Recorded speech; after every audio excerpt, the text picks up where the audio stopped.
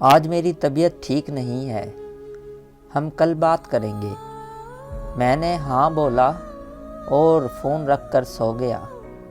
رات کے 2 بجے اچانک سے میری آنکھ کھلی۔ نہ جانے کیسے اس کا نمبر ملا دیا۔ اس کا نمبر دوسری لائن پر مصروف تھا۔ 5 منٹ بعد مجھے واپس کال آئی۔ اس کی چھوٹی بہن بولی کہ آپی سو رہی ہے، موبائل میرے پاس ہے۔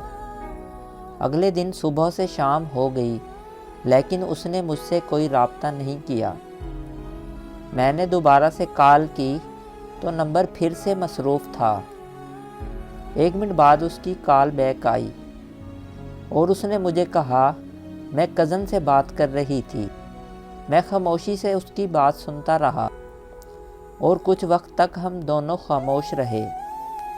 پھر وہ کہنے لگی اگر ایسے ہی خاموش رہنا ہے تو پھر مجھے بتا دو، میں کال بند کر دوں گی۔ میں نے مسکرا کر کہا جیسے تمہیں ٹھیک لگے۔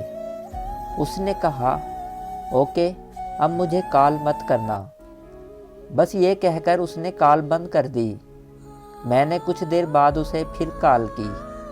اس بار بھی اس کا نمبر پھر سے مصروف آ رہا تھا۔